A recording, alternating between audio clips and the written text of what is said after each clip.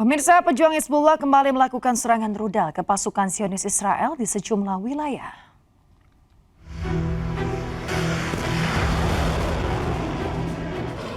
Pejuang Hizbullah merilis video serangan rudal menargetkan tentara Zionis Israel. Rudal yang digunakan untuk pejuang Hizbullah memiliki daya ledak yang cukup tinggi.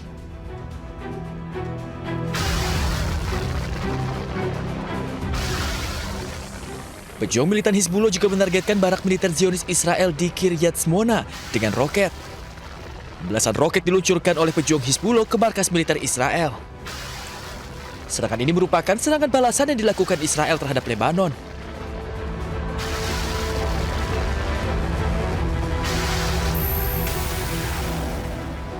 Hizbullah juga menyerang barak militer Israel di dataran tinggi Golan Suriah yang diduduki Israel.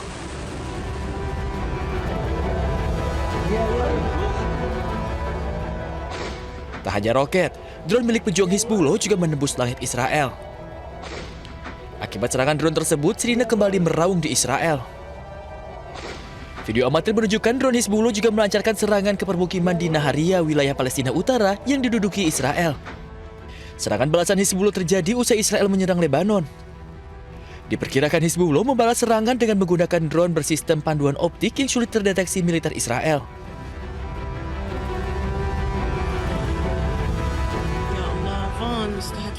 Sementara serangan drone Israel membidik 2 mobil di Elgia, Lebanon hingga hancur. Pasca serangan drone Israel, 2 mobil warga hancur dan terbakar. Rekaman ini direkam oleh ponsel warga yang sedang melintas. Belum diketahui berapa yang menjadi korban akibat serangan drone Zionis Israel ini.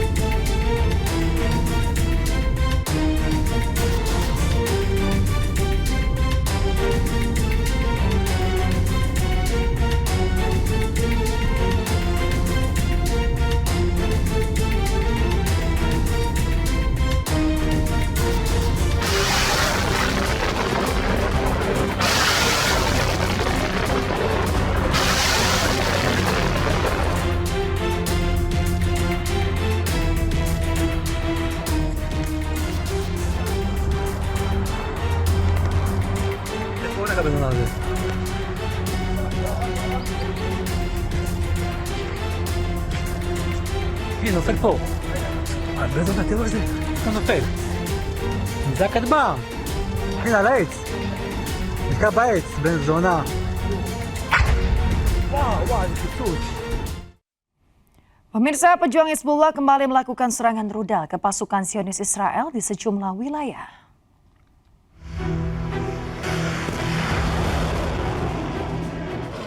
Pejuang Hizbullah merilis video serangan rudal menargetkan tentara Zionis Israel.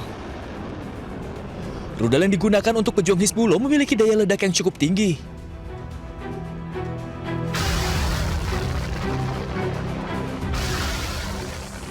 Pejuang militan Hizbullah juga menargetkan barak militer Zionis Israel di Kiryat Shmona dengan roket. Belasan roket diluncurkan oleh pejuang Hizbullah ke markas militer Israel. Serangan ini merupakan serangan balasan yang dilakukan Israel terhadap Lebanon.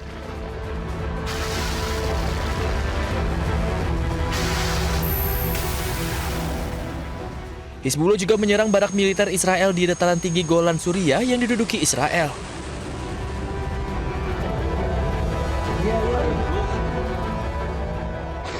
Tak hanya roket, drone milik pejuang Hizbullah juga menembus langit Israel. Akibat serangan drone tersebut, sirine kembali meraung di Israel. Video amatir menunjukkan drone Hizbullah juga melancarkan serangan ke permukiman di Naharia, wilayah Palestina Utara yang diduduki Israel. Serangan balasan Hizbullah terjadi usai Israel menyerang Lebanon. Diperkirakan Hizbullah membalas serangan dengan menggunakan drone bersistem panduan optik yang sulit terdeteksi militer Israel.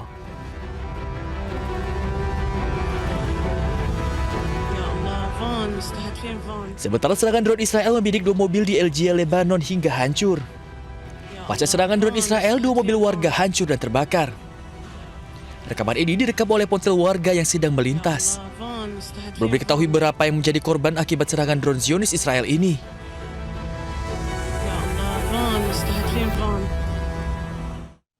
Israel kembali melancarkan serangan brutalnya ke Lebanon. Kota Soure, selatan Lebanon luluh lantak akibat dihantam rudal Israel.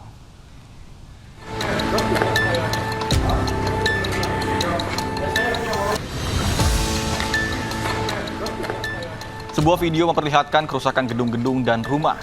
Rudal Israel menghantam wilayah ini dan menghancurkan tempat tinggal warga. Puing-puing berserakan sementara petugas medis terlihat bersiaga untuk mengevakuasi korban ledakan.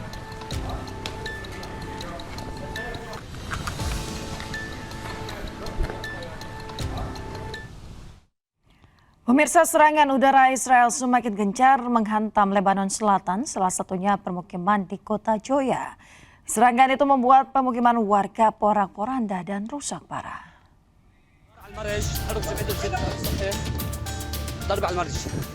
Rekaman yang beredar menunjukkan serangan udara Israel yang menyebabkan hancurnya permukiman warga yang semakin masif di wilayah Joya, Lebanon Selatan. Serangan ini dikaitkan dengan meningkatnya ketegangan antara militer Israel dan kelompok Hizbullah dan memicu krisis kemanusiaan yang mendalam dengan banyaknya bangunan rata dengan tanah serta kendaraan terbakar seiring dengan konflik regional yang semakin eskalatif.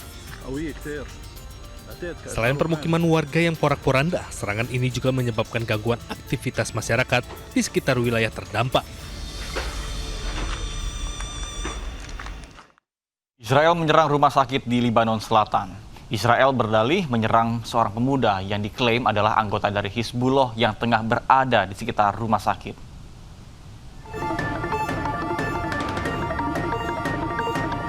Israel menyerang rumah sakit Tep9 di Lebanon Selatan. Kerusakan terlihat di bagian dalam rumah sakit akibat serangan udara Israel. Alat-alat medis hingga kendaraan di rumah sakit hancur berantakan. Rumah sakit yang rusak ini diketahui milik pemerintah Lebanon. Dari serangan itu, Israel berdalih menyerang seorang pemuda yang diklaim anggota dari Hizbullah yang tengah berada di sekitar rumah sakit Tep9. Tentara Israel bahkan merilis rekaman yang menunjukkan seorang pemuda tewas akibat serangan drone FPV di Lebanon Selatan. Serangan pesawat tak berawak Israel ini menewaskan seorang pemuda yang tampak sudah terluka. Serangan yang terus terjadi di Lebanon merupakan bagian dari konflik yang terus berlanjut antara Israel dan kelompok bersenjata Hizbullah.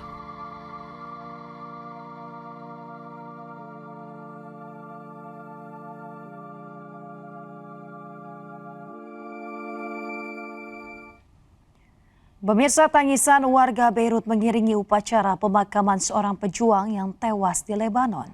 Serangan Israel yang menargetkan anggota dan juga infrastruktur Hizbullah di Lebanon mengakibatkan ribuan warga sipil tewas.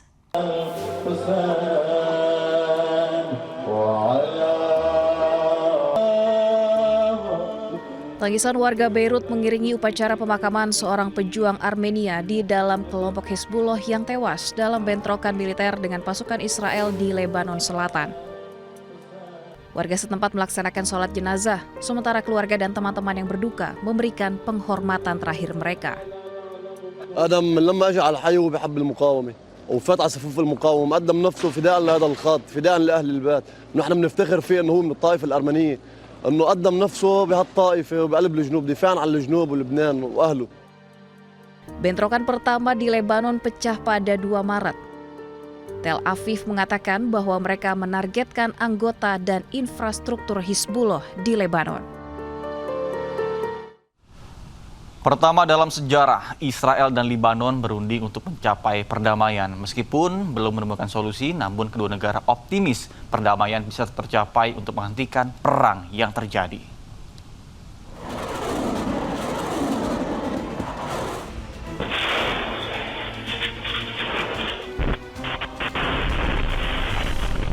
Washington jadi tuan rumah perundingan Israel dan Lebanon. Menteri Luar Negeri Amerika Serikat Marco Rubio menjadi tuan rumah perundingan langsung pertama antara Israel dan Lebanon yang diwakili duta besar masing-masing.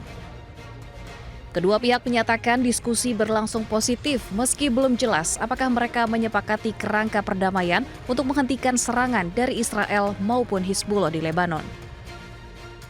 We are both united in liberating Lebanon from an occupation power dominated by Iran called Hezbollah. Lebanon is under their occupation, and we are suffering from their constant barrages of missiles and terror attacks trying to cross our border. We talked about a number of things, and most importantly, the vision, the long-term vision, where there'll be a clearly delineated border between our countries.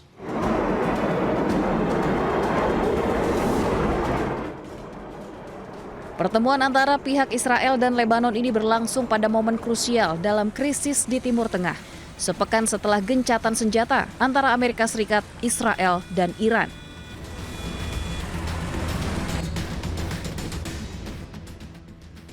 Sebagai mediator, Amerika mengakui bahwa pembicaraan antara kedua negara tidak akan menyelesaikan seluruh masalah yang ada di Timur Tengah.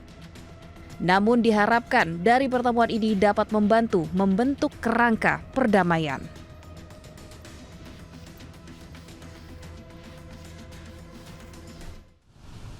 Tragedi mengguncang Turki dalam kurun 2 hari, 2 serangan brutal terjadi di lingkungan sekolah. Ya, kali ini tembakan mematikan merenggut 4 nyawa dan memicu kepanikan massal di Kahramanmaras.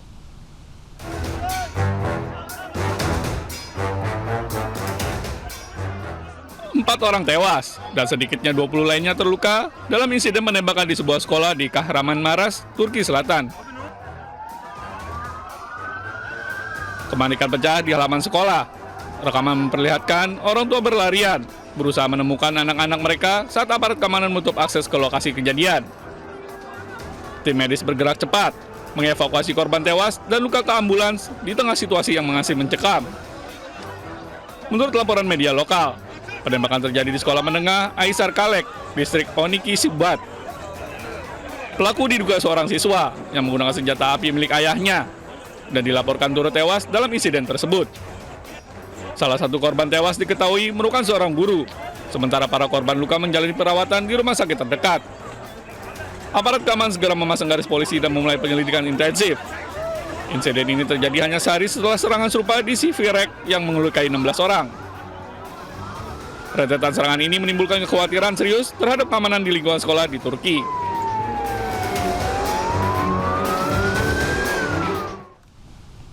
Pemirsa, serangan udara Israel hantam sebuah kendaraan polisi di kota Gaza hingga hancur dan juga terbakar. Serangan menewaskan 4 orang termasuk seorang balita berusia 3 tahun.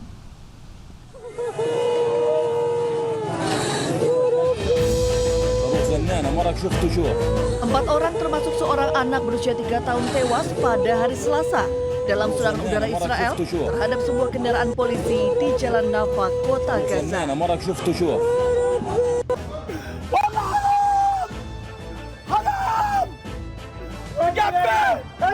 Keluarga korban menangis histeris melihat jenazah para korban dievakuasi ke rumah sakit Al-Shifa, tempat kerabat berkumpul untuk mengucapkan selamat tinggal terakhir.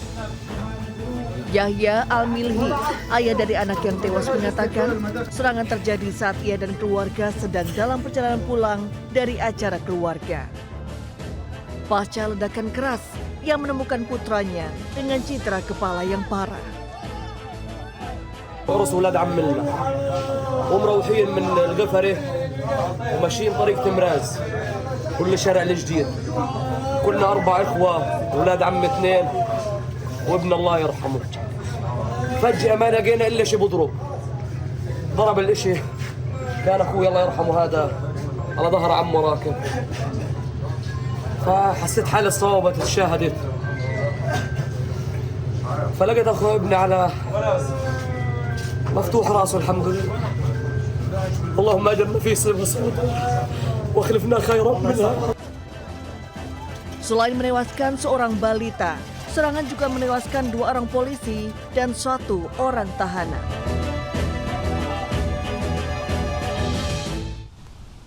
Pemirsa, sebuah kapal Angkatan Laut Israel melepaskan tembakan di dekat pantai kota Gaza, Palestina.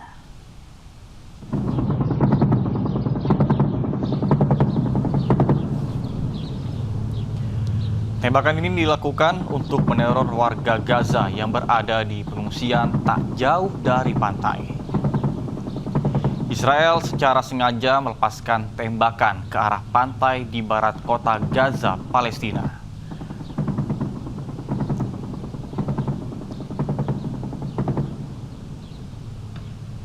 Bahkan tembakan ini dilakukan untuk menciptakan ketegangan secara psikologis dan ketakutan bagi warga Gaza yang berada di tenda-tenda pengungsian. Teror Israel ini terjadi saat warga Gaza masih diselimuti duka akibat kehilangan tempat tinggal dan anggota keluarganya.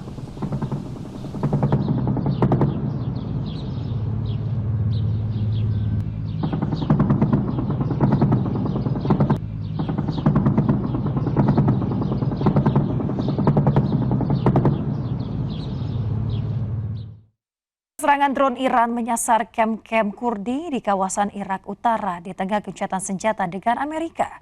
Serangan drone sempat dicegat namun tidak berhasil.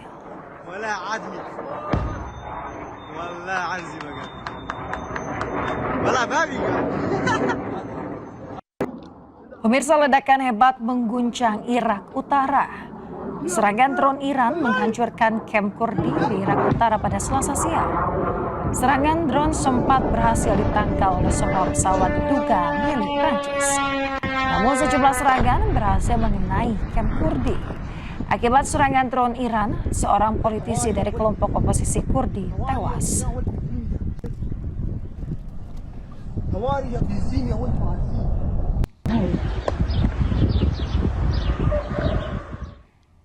Pemirsa, meski Amerika Serikat berlakukan blokade di Selat Hormuz, aktivitas pelayaran masih berlangsung.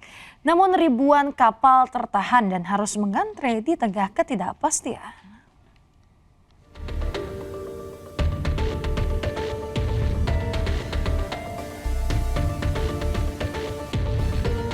Pemirsa, sebanyak 14 kapal tercatat masuk ke arah Teluk dan juga 7 kapal keluar dari selat. Total ada 25 kapal melintas hingga Selasa malam. Tercatat sebanyak 13 kapal masih berada di kawasan selat. Kapal-kapal ini sempat berhenti sebelum mendekati garis blokade. Sementara itu pemirsa, sekitar 2.000 kapal masih tertahan di sisi Teluk dan juga 40 lain yang menunggu untuk masuk. Laporan juga menyebutkan ada kapal yang memalsukan sinyal AIS untuk menyamarkan identitas.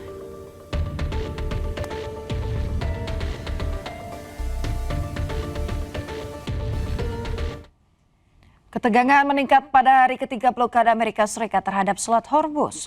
Kapal-kapal milik China tak bisa melintasi Hormuz hingga membuat otoritas China mengecam tindakan arogan Amerika Serikat.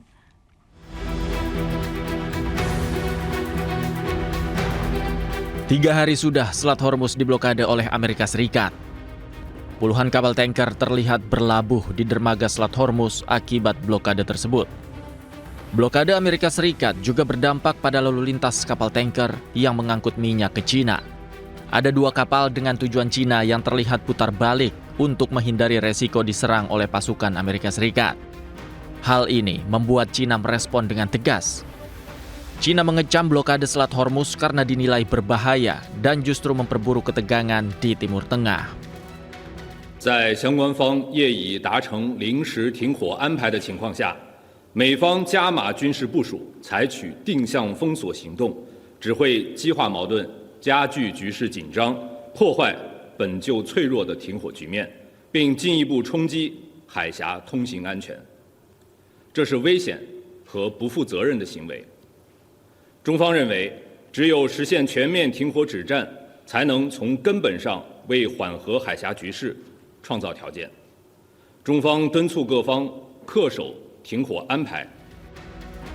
Situasi ini menambah eskalasi ketegangan di Selat Hormuz yang kini diprediksi akan melibatkan Cina dalam konflik. Perang akan semakin panjang dan meluas akibat blokade sepihak yang dilakukan Amerika pada Selat Hormuz. Apalagi, Amerika Serikat telah menambah pasukan di Timur Tengah pasca gagalnya perundingan dengan Iran. Dengan arogan, Amerika Serikat mengklaim serangan akan dilakukan dengan target yang lebih luas. Pemirsa, Wakil Presiden Amerika Serikat J.D. Vance disoraki seorang warga pro-Palestina saat memberikan paparan di depan sejumlah mahasiswa di Amerika. Excuse me, sir. Right now,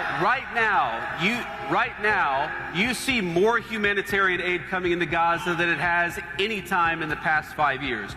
So if you want, sir, to complain about Pemirsa, J.D. Vance tampak emosi usai disoraki seorang warga pro-Palestina.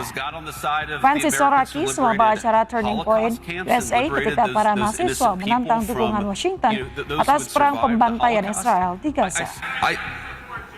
Selain itu, pemirsa, JD juga dikritik soal perseteruan Presiden Amerika dengan Paus Leo XIV tentang perang di Iran. Hey, random dude screaming, I told you I'd respond to your point. Here's my response to that. When we came in, the humanitarian situation in... Pemirsa, anggota parlemen Polandia sebut Israel lakukan genosida sambil memperlihatkan bendera Israel yang diubah dengan simbol Nazi. Sementara itu, Kedutaan Besar Israel di Warsawa mengutuk tindakan Berkowitz dan juga mendesak pihak berwenang Polandia untuk mengambil tindakan.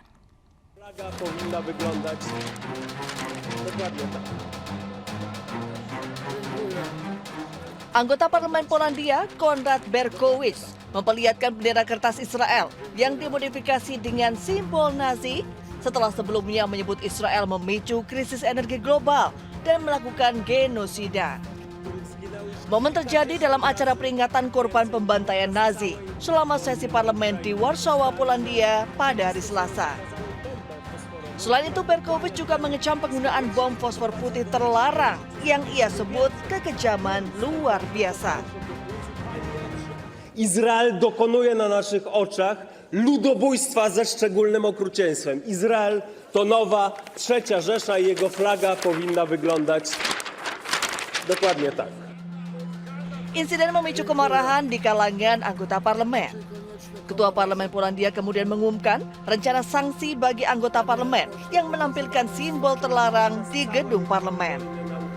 Sementara itu, Kedutaan Besar Israel di Warsawa mengutuk tindakan Berkowitz dan mendesak pihak berwenang Polandia untuk mengambil tindakan. Amerika Serikat dan Iran akan melanjutkan perundingan di Islamabad, Pakistan pada akhir pekan ini. Sebelumnya, negosiasi damai antara Pakistan pekan lalu berakhir tanpa kesepakatan.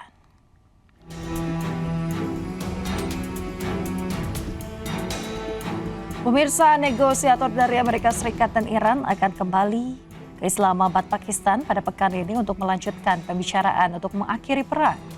Negosiasi diperkirakan tetap berjalan meski masih ada blokade atas Selat Hormuz oleh Amerika Serikat. Dilansir dari kantor berita Reuters, seorang sumber yang terlibat dalam negosiasi mengatakan belum ada tanggal pasti yang ditetapkan. Namun delegasi membuka kemungkinan dari hari Jumat hingga Minggu untuk melanjutkan perundingan tersebut. Sementara itu, pemirsa, Presiden Amerika Serikat Donald Trump mengatakan Iran telah menghubungi pada hari Senin lalu dan ingin mencapai kesepakatan. Trump pun menegaskan pihaknya tidak akan menyetujui perjanjian apapun yang memungkinkan Teheran memiliki senjata nuklir.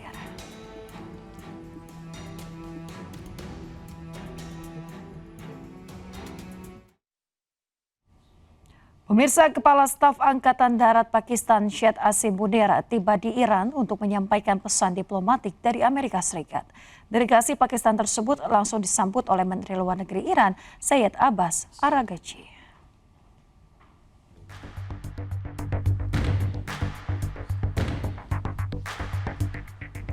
Usai perundingan Amerika Serikat dan Iran gagal di Islamabad beberapa hari lalu, Pakistan kembali mengajak kedua belah pihak untuk kembali ke meja perundingan.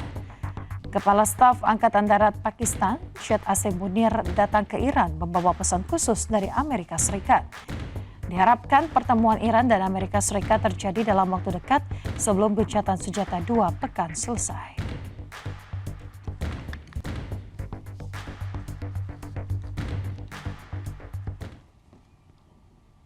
Menteri Luar Negeri Rusia Sergei Lavrov mengatakan Rusia dan Tiongkok siap mendukung upaya untuk meredakan ketegangan antara Amerika Serikat dan Israel melawan Iran.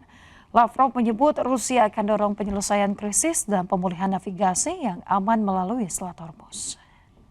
Настаиваем на том, чтобы эти переговоры продолжились и чтобы была достигнута договоренность о возвращении к свободе судоходства в Амурском проливе. Мы с Китайской Народной Республикой твердо выступаем за то, чтобы эти переговоры продолжались, чтобы на них стороны продвигали реалистичные и справедливые цели с полным учетом законных прав в соответствии с международными законами.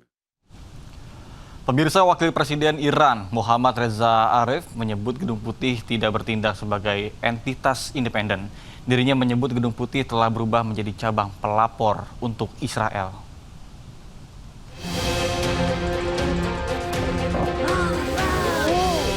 Lebih dari 1,5 bulan konflik AS Israel dan Iran belum juga reda. Di tengah gencatan senjata, perundingan AS dan Iran di Islamabad gagal tanpa kesepakatan. Perdana Menteri Israel Benjamin Netanyahu mengatakan bahwa Wakil Presiden J.D. Vance melapor kepadanya terkait informasi terperinci negosiasi dengan Iran seperti yang dilakukannya setiap hari. Hal ini memicu kemarahan berbagai pihak termasuk Iran. Dilansir dari media Iran Press TV, Wakil Presiden Iran Muhammad Reza Aref menyebut Gedung Putih AS tidak bertindak sebagai entitas independen dalam kebijakan luar negerinya. Aref mengatakan untuk pertama kalinya dalam sejarah, seorang pejabat pemerintah memberikan briefing harian kepada kepala negara lain. Dalam unggahannya, Aref juga menyindir apakah rakyat Amerika menyadari bahwa Gedung Putih telah berubah menjadi cabang pelapor untuk Israel. Diketahui perundingan antara AS dan Iran di Islamabad gagal pada Sabtu lalu. Rencananya perundingan akan dilanjutkan kembali pada akhir pekan ini. Ya pemirsa, di tengah gencatan senjata Amerika Serikat dan Iran, lebih dari 25 juta warga Iran siap bela tanah air.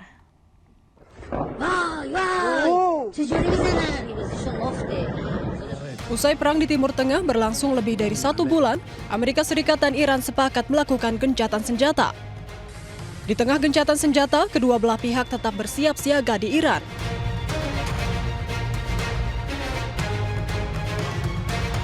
Media berita Iran Tasnim News Agency menyebut lebih dari 25 juta warga Iran siap membela tanah air.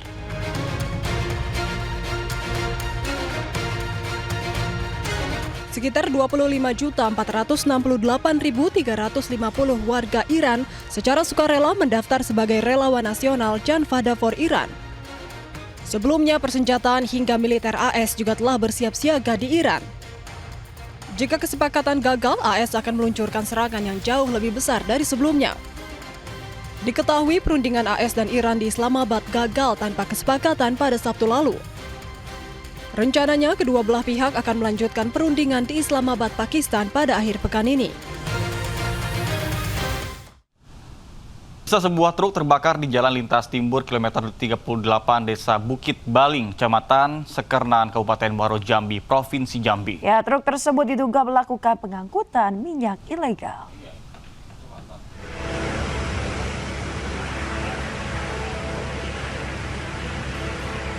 Satu unit truk jenis PS terbakar di Jalan Lintas Timur kilometer 38 di Desa Bukit Baling, Kecamatan Sakernan, Kabupaten Muaro Jambi, Rabu dini hari. Api membumbung tinggi dan mengeluarkan asap hitam pekat. Api dilaporkan muncul dari salah satu bagian kendaraan dan kemudian membesar. Truk dari arah kota Jambi menuju Kuala Tungkal diduga sedang beraktivitas melakukan pengangkutan minyak ilegal. 2 unit armada diturunkan ke lokasi untuk melakukan pemadaman. Api berhasil dipadamkan setelah 2 jam.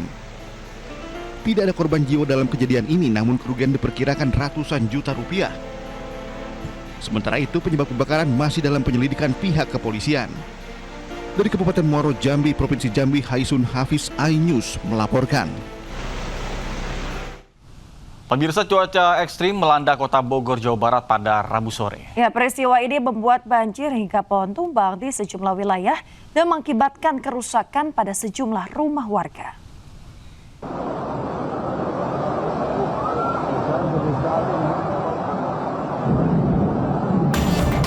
Hujan disertai angin kencang melanda wilayah Empang dan Pancasan, Bogor, Jawa Barat. Sejumlah kendaraan yang melintas di kawasan ini bahkan harus menghentikan laju kendaraannya untuk menjaga keselamatan. Ya Allah ya Rabbi, Allahu Akbar.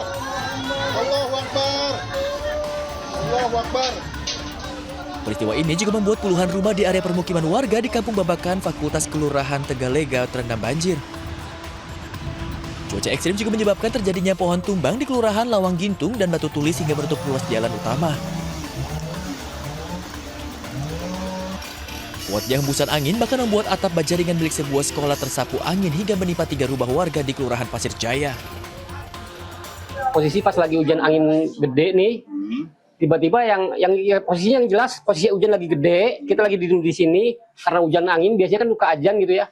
Ini tiba-tiba ada hantaman yang keras, bunyi yang keras, bulak gitu. Nggak taunya pas dilihat dari sini kelihatan ada genteng baja yang jatuh sama baja-baja kelihatan dari sini, makanya kita langsung ke depan kontrol hujan-hujanan gitu. Petugas BPBD Kota Bogor hingga kini masih melakukan pendataan kerusakan akibat peristiwa ini. Dari Bogor, Jawa Barat, Andi Firmansyah, A-News melaporkan. Pemirsa, topan super paling kuat tahun ini menghantam Pasifik, angin mematikan dan hujan tanpa ampun menerjang Kepulauan Mariana Utara, menyisakan kepanikan dan kerusakan dan ancaman besar bagi ribuan warga.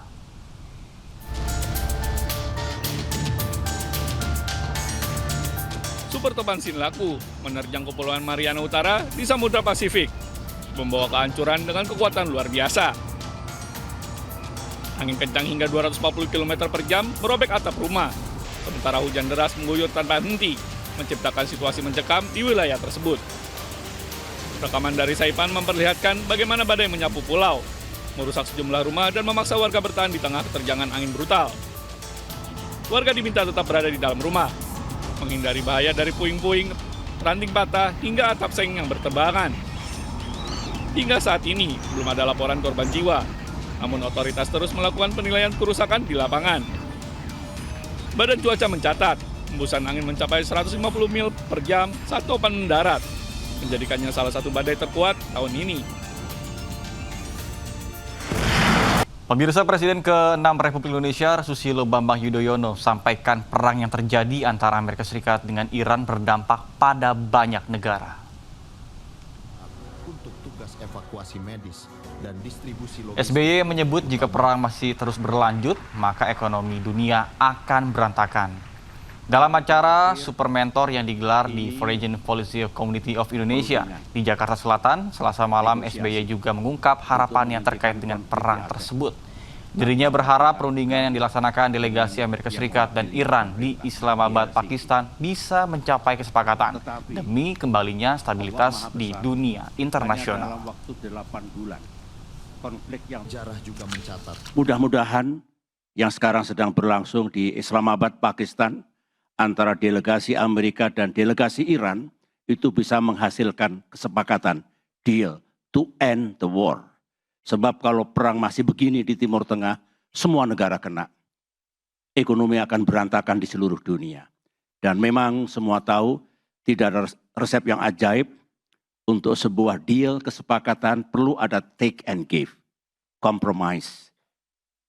Kesediaan untuk mundur satu langkah ke belakang masing-masing pihak yang sedang berunding.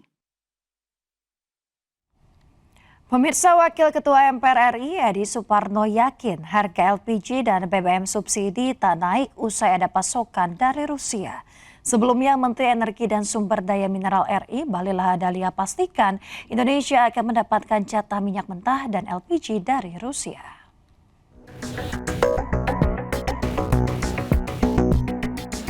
Wakil Ketua MPR RI Edi Suparno yakin harga bahan bakar minyak dan LPG bersubsidi tidak akan mengalami kenaikan seiring adanya tambahan pasokan energi dari Rusia. Ia pun mengapresiasi langkah diplomasi energi yang dilakukan Presiden Republik Indonesia Prabowo Subianto yang dinilai berhasil mengamankan pasokan minyak mentah dan gas dari Rusia.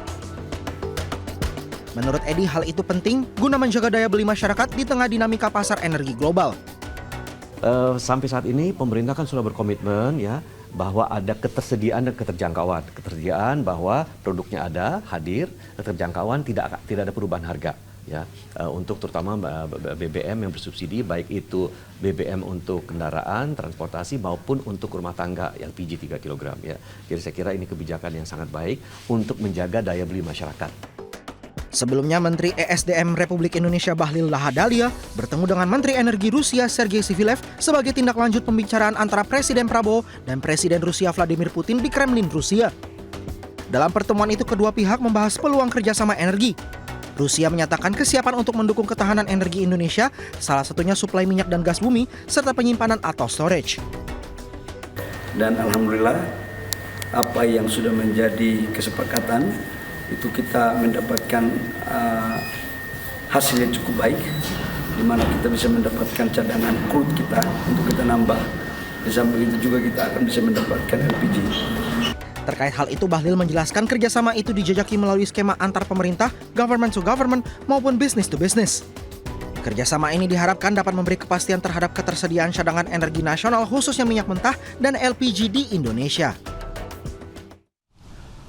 Pemirsa, setelah bertemu dengan sejumlah investor global di New York, Menteri Keuangan Purbaya Yudi Sadewa melanjutkan agenda internasionalnya di Washington DC.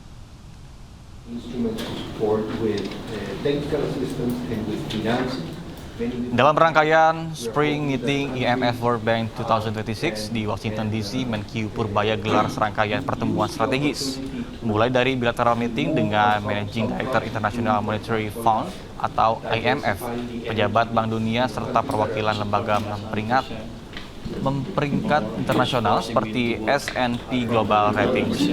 Purbaya mengklaim respon dari IMF, Bank Dunia, dan lembaga pemerintah tergolong positif, terutama terhadap strategi fiskal Indonesia.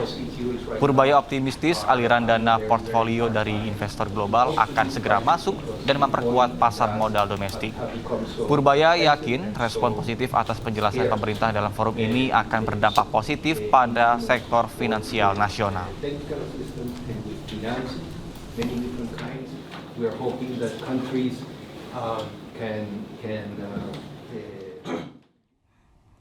Ya pemirsa, di tengah perang Timur Tengah, maskapai Garuda Indonesia memastikan kesiapan penuh menghadapi musim haji 1447 Hijriah atau 2026 Masehi dengan menyiapkan 15 pesawat berbadan lebar untuk melayani keberangkatan jemaah dari 10 embarkasi di seluruh Indonesia.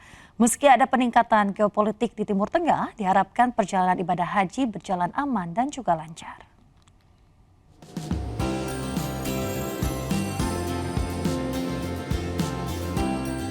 Maskapai plat merah Garuda Indonesia menyiapkan 15 armada berbadan lebar dengan jenis Boeing 777 sebanyak 6 unit dan Airbus A330 sebanyak 9 unit yang nantinya mengangkut 102.000 jemaah haji. Maskapai juga menyiapkan 300 kursi roda untuk membantu jemaah di seluruh embarkasi, mengingat sebanyak 60% jemaah berusia lanjut usia. Nantinya para lansia akan ditetapkan di kelas bisnis agar lebih nyaman selama penerbangan. Adapun 10 embarkasi yang dilayani maskapai Garuda Indonesia diantaranya adalah Jakarta, Banda Aceh, Medan, Padang, Solo, Yogyakarta, Balikpapan, Banjarmasin, Ujung Pandang, dan Lombok.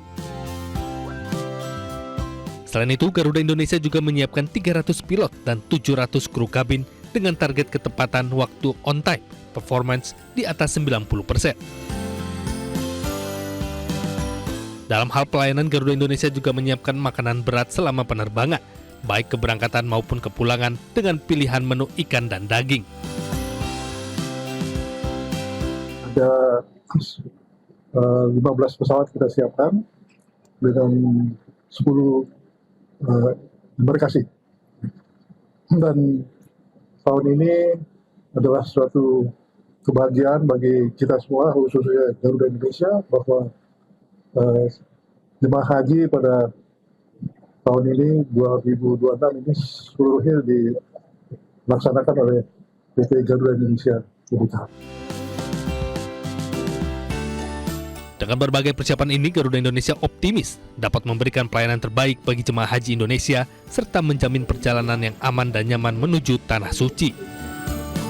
Dari Tangerang, Banten, Hasnugara Ainus melaporkan.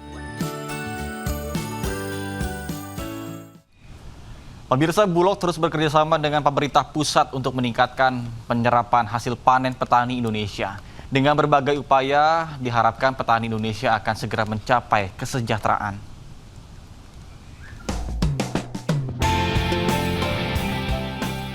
Peru Bulog terus berkolaborasi dengan pemerintah pusat untuk mempercepat realisasi pendanaan guna penyerapan gabah dan beras petani di kantor pusat Bulog Jakarta Selatan. Ini merupakan tindak lanjut dari instruksi Presiden nomor 4 tahun 2026 yang menekankan pentingnya percepatan penyerapan hasil panen petani guna menjaga ketahanan pangan nasional. Pemerintah melalui kebijakan terbaru memberikan subsidi bunga sebesar 2% kepada Bulog dari skema pembiayaan Bank Himbara yang membuat beban bunga yang ditanggung Bulog menjadi lebih ringan, yaitu hanya sebagian dari total 4% suku bunga.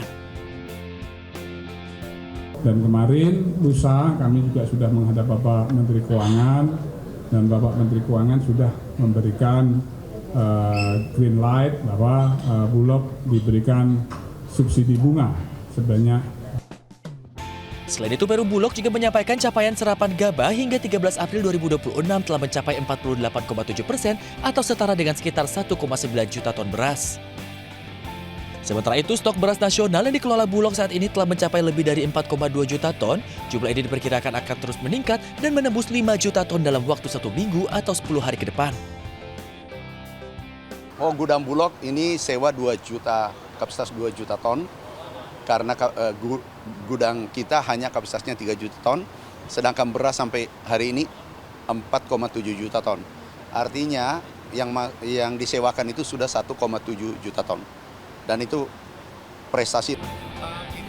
Dengan capaian ini, pemerintah optimis target penyerapan gabah dan beras nasional dapat tercapai sekaligus menjaga stabilitas harga dan meningkatkan kesejahteraan petani di seluruh Indonesia. Dari Jakarta, Bagus Prasetya Adi, Ahmad Putra, iNews melaporkan.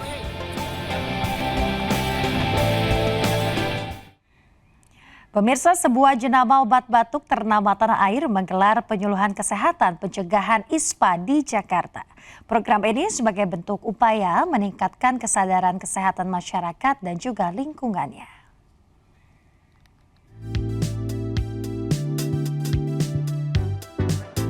Memperingati 55 tahunnya, Kombipar menggelar kegiatan edukasi kesehatan melalui program Kombi Hopek bertajuk Waspada ISPA di Musim Pancaroba, Cegah Kesehatan Pernapasan Keluarga di Kecamatan Pancoran, Jakarta Selatan.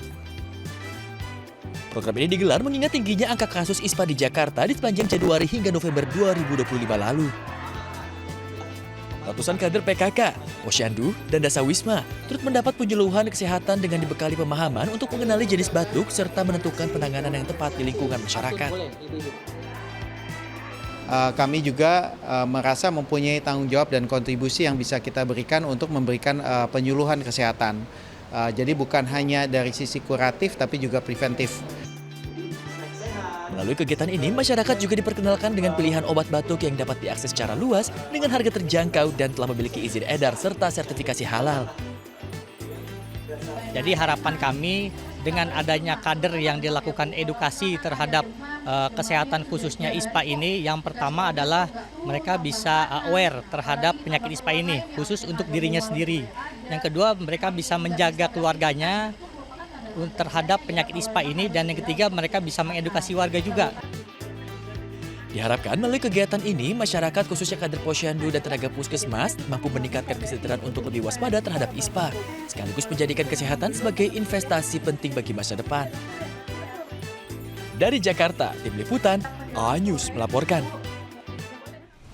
Pemirsa, salah satu hotel ternama di Jakarta menunjukkan wajah baru dari restorannya. Selain menjadi tempat yang lebih nyaman, aneka menu dengan cita rasa otentik juga dihadirkan di tempat ini.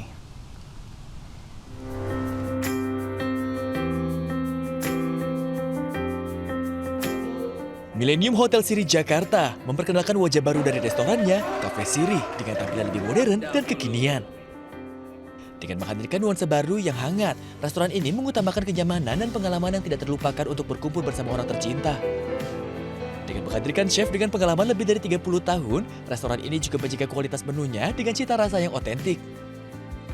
Berbagai menu lezat dihadirkan di restoran ini, termasuk menu khas Nusantara, Oriental, dan Western.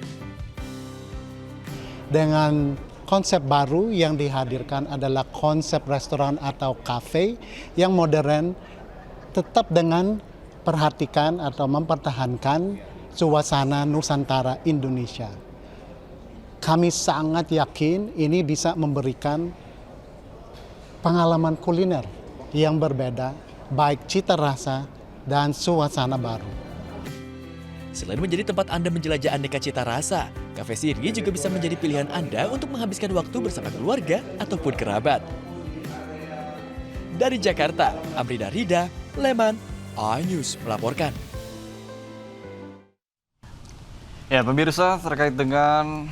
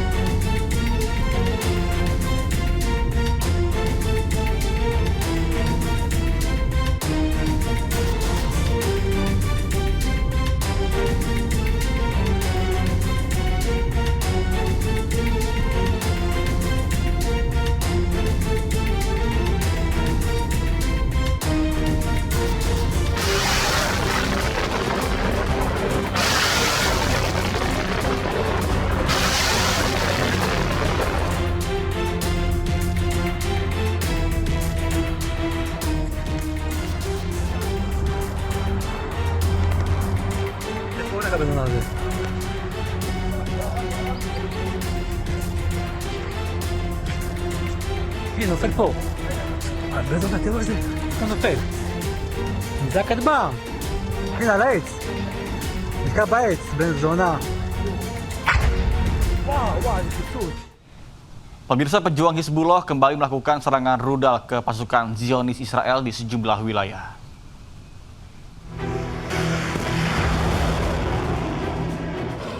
Pejuang Hizbullah merilis video serangan rudal menargetkan tentara Zionis Israel. Rudal yang digunakan untuk pejuang Hizbullah memiliki daya ledak yang cukup tinggi.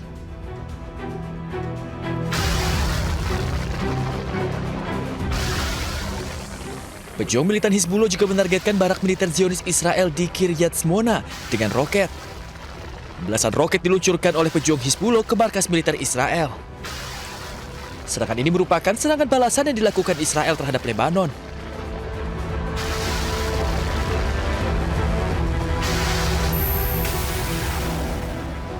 Hizbullah juga menyerang barak militer Israel di dataran tinggi Golan Suriah yang diduduki Israel.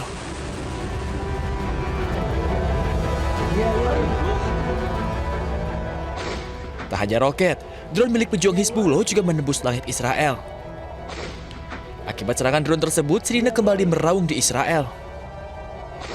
Video amatir menunjukkan drone Hizbullah juga melancarkan serangan ke permukiman di Naharia, wilayah Palestina Utara yang diduduki Israel. Serangan balasan Hizbullah terjadi usai Israel menyerang Lebanon. Diperkirakan Hizbullah membalas serangan dengan menggunakan drone bersistem panduan optik yang sulit terdeteksi militer Israel.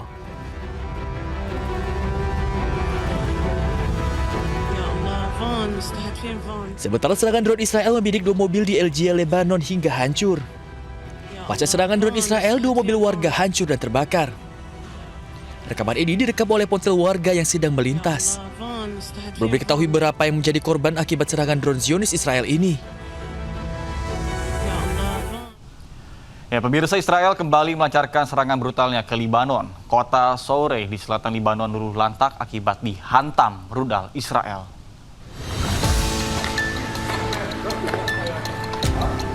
Sebuah video memperlihatkan kerusakan gedung-gedung dan rumah. Rudal Israel menghantam wilayah ini dan mengakibatkan hancurkan tempat tinggal warga. Bahkan puing-puing berserakan, sementara petugas medis terlihat bersiaga untuk mengevakuasi korban ledakan.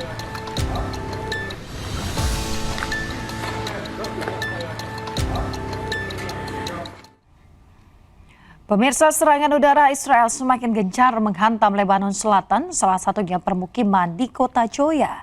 Serangan itu membuat pemukiman warga porak-poranda dan rusak parah.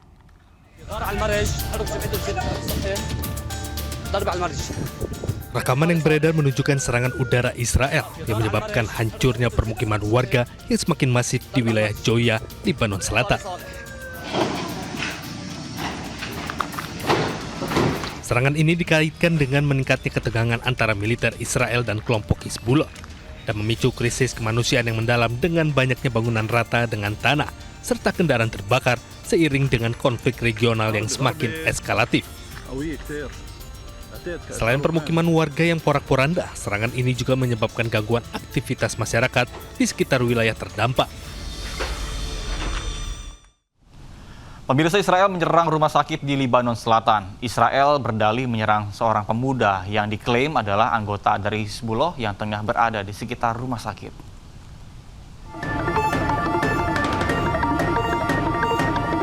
Israel menyerang rumah sakit Tep9 di Lebanon Selatan. Kerusakan terlihat di bagian dalam rumah sakit akibat serangan udara Israel.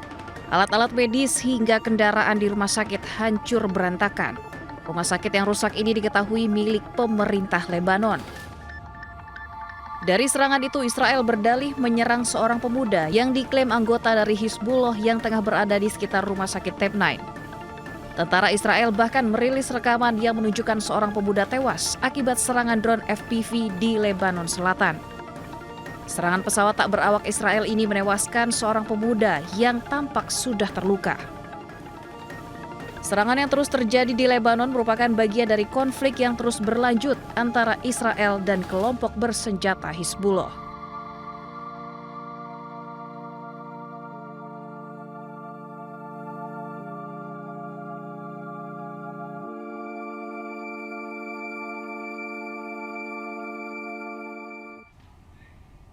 Pemirsa, tangisan warga Beirut mengiringi upacara pemakaman seorang pejuang yang tewas di Lebanon. Serangan Israel yang menargetkan anggota dan infrastruktur Hizbullah di Lebanon mengakibatkan ribuan warga sipil tewas.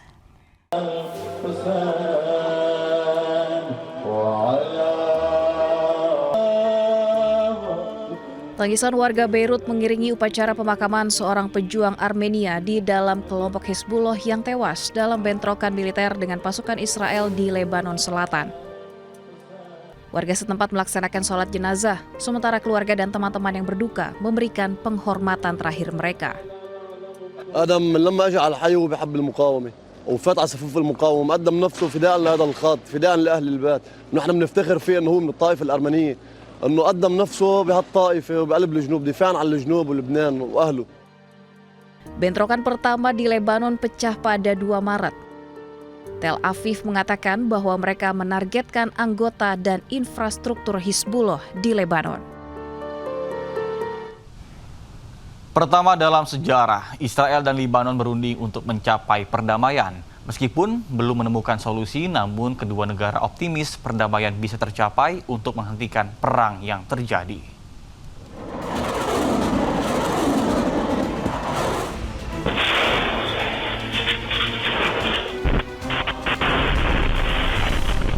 Washington jadi tuan rumah perundingan Israel dan Lebanon.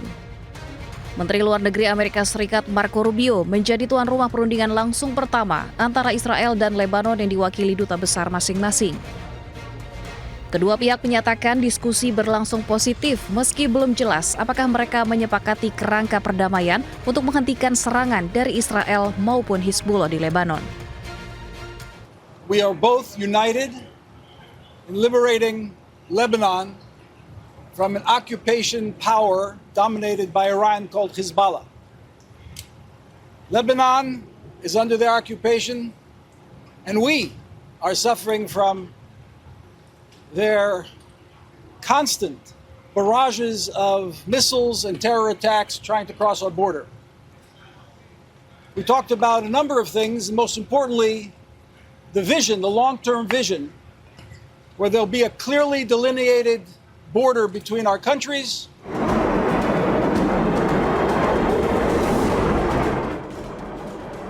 Pertemuan antara pihak Israel dan Lebanon ini berlangsung pada momen krusial dalam krisis di Timur Tengah, sepekan setelah gencatan senjata antara Amerika Serikat, Israel, dan Iran.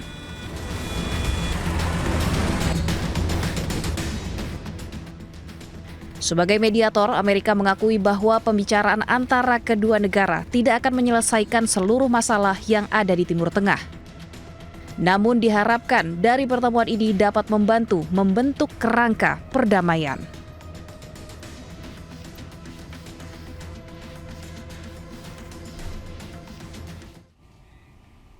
Tragedi mengguncang Turki dalam kurun 2 hari, 2 serangan brutal terjadi di lingkungan sekolah.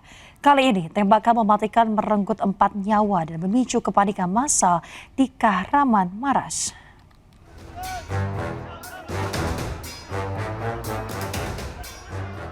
Empat orang tewas dan sedikitnya 20 lainnya terluka dalam insiden penembakan di sebuah sekolah di Kahramanmaraş, Turki Selatan. Kepanikan pecah di halaman sekolah. Rekaman memperlihatkan orang tua berlarian, berusaha menemukan anak-anak mereka saat aparat keamanan menutup akses ke lokasi kejadian. Tim medis bergerak cepat, mengevakuasi korban tewas dan luka ke ambulans di tengah situasi yang masih mencekam. Menurut laporan media lokal, penembakan terjadi di sekolah menengah Aysar Kalek, distrik Oniki Sibat. Pelaku diduga seorang siswa yang menggunakan senjata api milik ayahnya dan dilaporkan turut tewas dalam insiden tersebut. Salah satu korban tewas diketahui merupakan seorang guru, sementara para korban luka menjalani perawatan di rumah sakit terdekat. Aparat keamanan segera memasang garis polisi dan memulai penyelidikan intensif. Insiden ini terjadi hanya sehari setelah serangan serupa di Sivirek yang melukai 16 orang. Rentetan serangan ini menimbulkan kekhawatiran serius terhadap keamanan di lingkungan sekolah di Turki.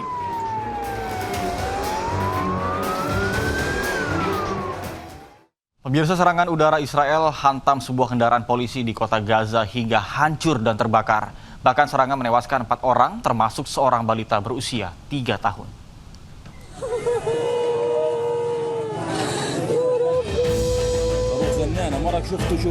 Empat orang termasuk seorang anak berusia 3 tahun tewas pada hari Selasa dalam serangan udara Israel terhadap sebuah kendaraan polisi di Jalan Nafak, kota Gaza.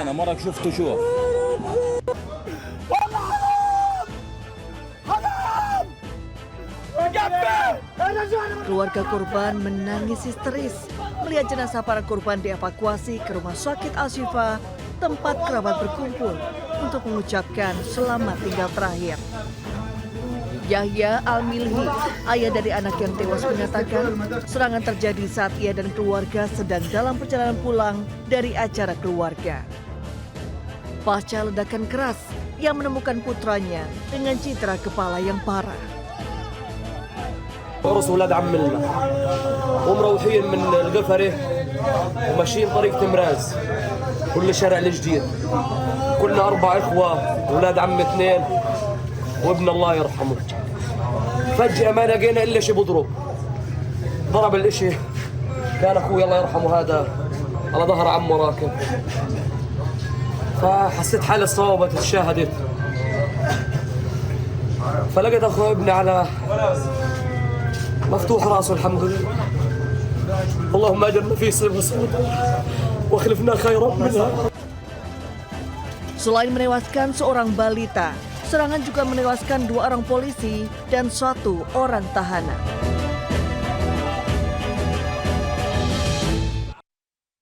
Pemirsa, sebuah kapal Angkatan Laut Israel melepaskan tembakan di dekat pantai kota Gaza, Palestina. Tembakan ini dilakukan untuk meneror warga Gaza yang berada di pengungsian tak jauh dari pantai.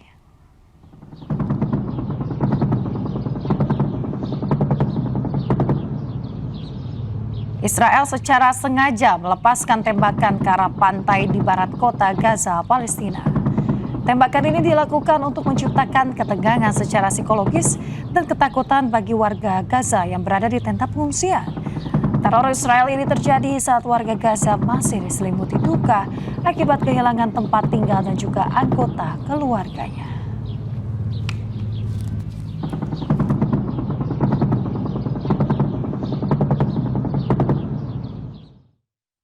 Pemirsa, anggota parlemen Polandia sebut Israel lakukan genosida sambil memperlihatkan bendera Israel yang diubah dengan simbol Nazi. Sementara itu, Kedutaan Besar Israel di Warsawa mengutuk tindakan Berkowicz dan mendesak pihak berwenang Polandia untuk mengambil tindakan.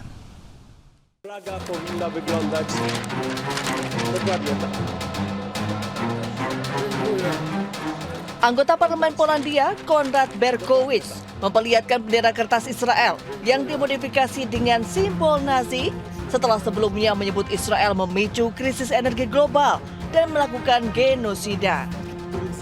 Momen terjadi dalam acara peringatan korban pembantaian Nazi selama sesi parlemen di Warsawa, Polandia pada hari Selasa. Selain itu, Berkowicz juga mengecam penggunaan bom fosfor putih terlarang yang ia sebut kekejaman luar biasa. Izrael dokonuje na naszych oczach ludobójstwa ze szczególnym okrucieństwem. Izrael to nowa trzecia Rzesza i jego flaga powinna wyglądać dokładnie tak. Insiden memicu kemarahan di kalangan anggota parlemen. Ketua Parlemen Polandia kemudian mengumumkan rencana sanksi bagi anggota parlemen yang menampilkan simbol terlarang di gedung parlemen. Sementara itu, Kedutaan Besar Israel di Warsawa mengutuk tindakan Berkowicz dan mendesak pihak berwenang Polandia untuk mengambil tindakan.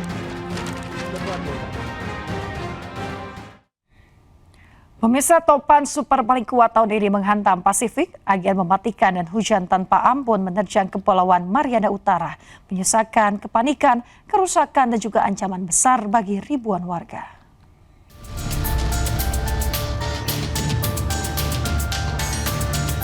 Super topan Sinlaku menerjang Kepulauan Mariana Utara di Samudra Pasifik, membawa kehancuran dengan kekuatan luar biasa. Angin kencang hingga 240 km per jam merobek atap rumah, sementara hujan deras mengguyur tanpa henti, menciptakan situasi mencekam di wilayah tersebut. Rekaman dari Saipan memperlihatkan bagaimana badai menyapu pulau, merusak sejumlah rumah dan memaksa warga bertahan di tengah keterjangan angin brutal. Warga diminta tetap berada di dalam rumah, menghindari bahaya dari puing-puing, ranting patah, hingga atap seng yang berterbangan. Hingga saat ini, belum ada laporan korban jiwa. Namun otoritas terus melakukan penilaian kerusakan di lapangan. Badan Cuaca mencatat, hembusan angin mencapai 150 mil per jam saat topan mendarat, menjadikannya salah satu badai terkuat tahun ini. Breaking informasi dalam negeri pemirsa, cuaca ekstrim melanda kota Bogor, Jawa Barat pada Rabu sore. Dan peristiwa ini membuat banjir hingga pohon tumbang di sejumlah wilayah dan mengakibatkan kerusakan pada sejumlah rumah warga.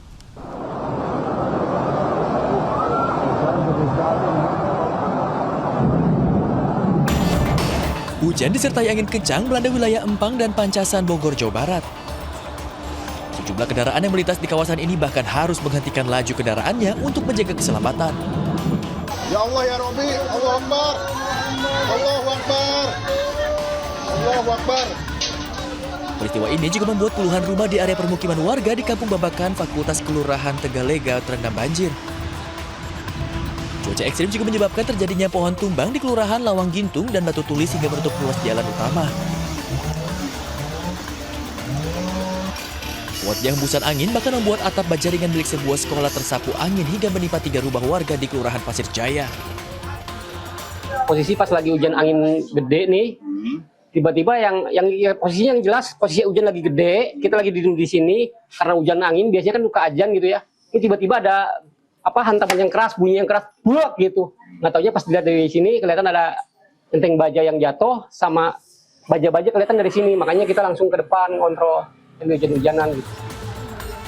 Petugas BPBD Kota Bogor hingga kini masih melakukan pendataan kerusakan akibat peristiwa ini. Dari Bogor, Jawa Barat, Andi Firmansyah, A-News melaporkan. Pemirsa, Kementerian KKP buka suara terkait viral penjualan Pulau Umang di media sosial seharga 65 miliar rupiah. Terkait dengan hal ini, Kementerian KKP pun melakukan penyegelan pada Pulau Umang.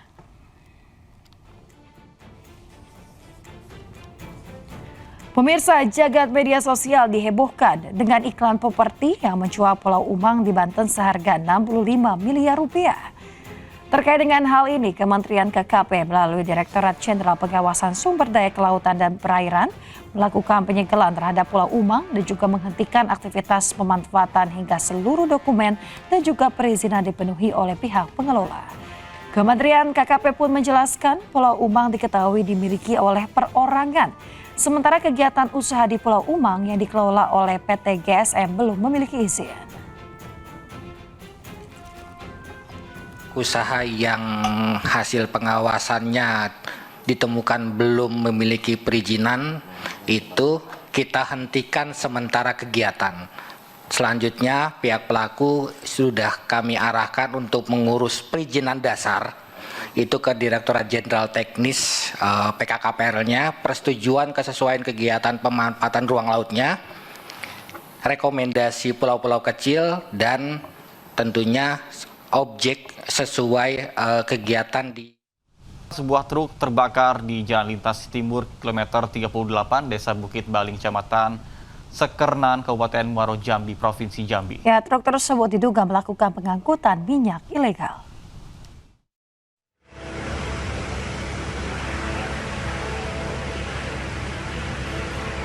Satu unit truk jenis PS terbakar di Jalan Lintas Timur kilometer 38 di Desa Bukit Baling, Kecamatan Sakernan, Kabupaten Muaro Jambi, Rabu dini hari. Api membumbung tinggi dan mengeluarkan asap hitam pekat. Api dilaporkan muncul dari salah satu bagian kendaraan dan kemudian membesar. Truk dari arah kota Jambi menuju Kuala Tungkal diduga sedang beraktivitas melakukan pengangkutan minyak ilegal. 2 unit armada diturunkan ke lokasi untuk melakukan pemadaman. Api berhasil dipadamkan setelah 2 jam. Tidak ada korban jiwa dalam kejadian ini, namun kerugian diperkirakan ratusan juta rupiah. Sementara itu, penyebab kebakaran masih dalam penyelidikan pihak kepolisian. Dari Kabupaten Muaro Jambi, Provinsi Jambi, Haisun Hafiz, iNews melaporkan. Pemirsa, seorang pekerja renovasi rumah tewas tersengat listrik. Korban yang akan memasang besi galvanis secara tidak sengaja menyentuh kabel tegangan tinggi milik PLN.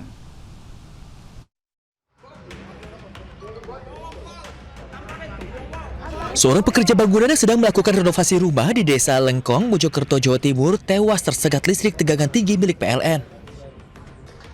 Peristiwa ini terjadi saat korban bersama rekan-rekannya telah mengerjakan renovasi atap rumah.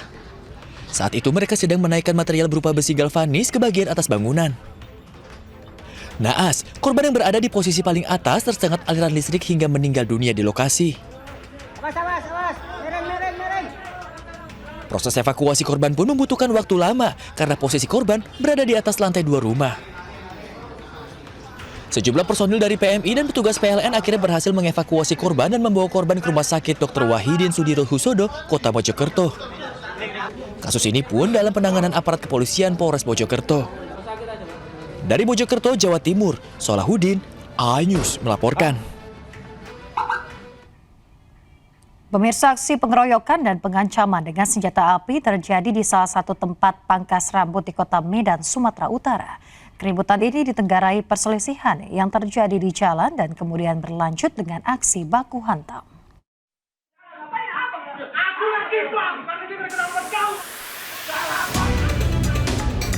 Perkelahian disertai ancaman senjata api terjadi di tempat pangkas rambut di Jalan Mustafa Medan, Sumatera Utara.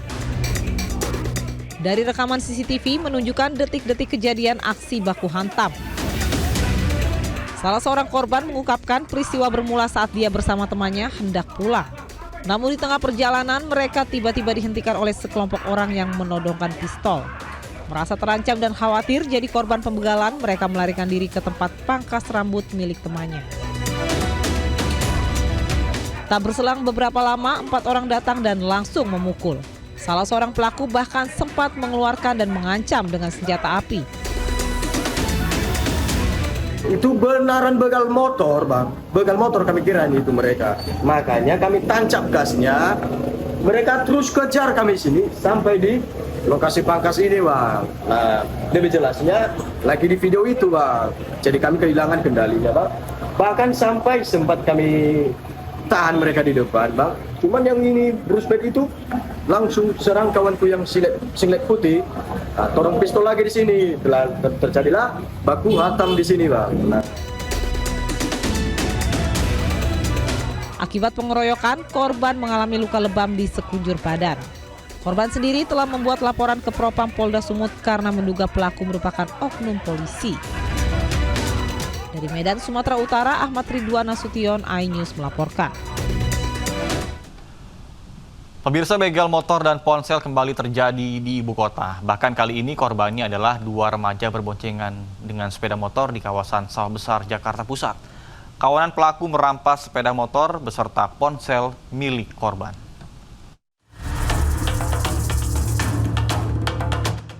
Aksi pembegalan terhadap 2 remaja pengendara motor terjadi di Jalan Gunung Sari Raya, Sawah Besar, Jakarta Pusat saat dini hari. 4 pelaku menggunakan 2 sepeda motor membuntuti korban yang melaju dari arah Senen menuju Ancol. Pelaku memepet dan memberhentikan paksa motor korban di depan halte bus Transjakarta Jembatan Merah. Melihat pelaku bersenjata tajam, korban ketakutan turun dari motor dan menjauh. Korban pasrah saat motornya dirampas. Pelaku juga merampas ponsel korban. Dari hasil penyelidikan, pelaku diduga komplotan yang sama dengan pelaku begal terhadap petugas damkar. Sama dengan yang sekarang kita amankan. Kemungkinan pelaku begalnya sama dengan yang digambir? Iya, kemungkinan masih satu kelompok lah. Kalau korban sendiri sudah buat laporan atau belum? Korban sudah buat laporan, sudah ditangani oleh Polres Metro Jakarta Pusat. Iya, memang pelaku yang sama dengan yang digambir ya Pak? Ada kemungkinan mereka ini satu tongkrongan ya, atau satu kelompok.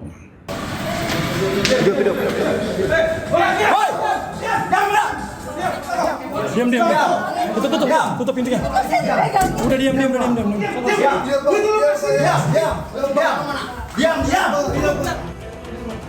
Sebelumnya, polisi telah meringkus 4 dari 6 pelaku begal di sebuah hotel di Pluit, Jakarta Utara. Polisi masih memburu 2 pelaku lain. Dari Jakarta, Rani Sanjaya, iNews melaporkan. Kita ke informasi lain, pemirsa. Penanganan kasus dugaan pelecehan seksual melalui grup chat di Fakultas Hukum Universitas Indonesia masih terus berjalan. Jumlah korban mencapai 27 orang, terdiri dari mahasiswi hingga dosen.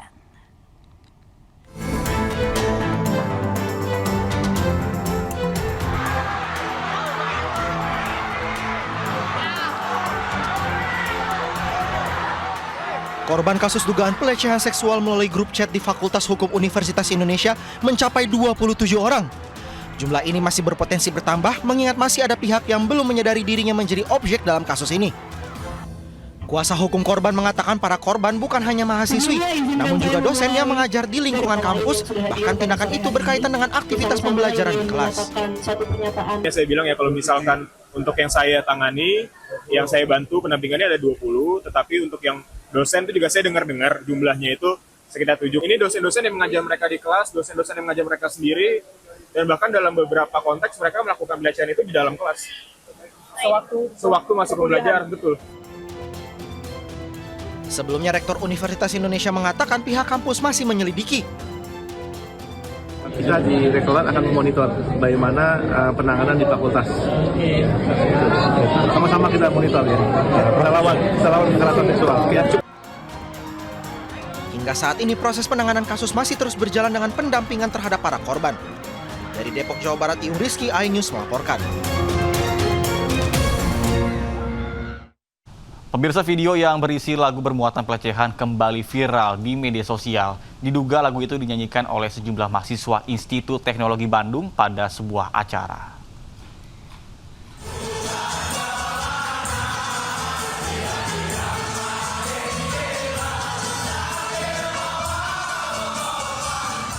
Viral di media sosial, video memperlihatkan sejumlah mahasiswa Institut Teknologi Bandung tengah bernyanyi di sebuah acara. Mereka terlihat menyanyikan lagu dengan lirik yang diduga melecehkan seorang perempuan. Dalam video tersebut, lirik lagu yang dinyanyikan cenderung melecehkan perempuan.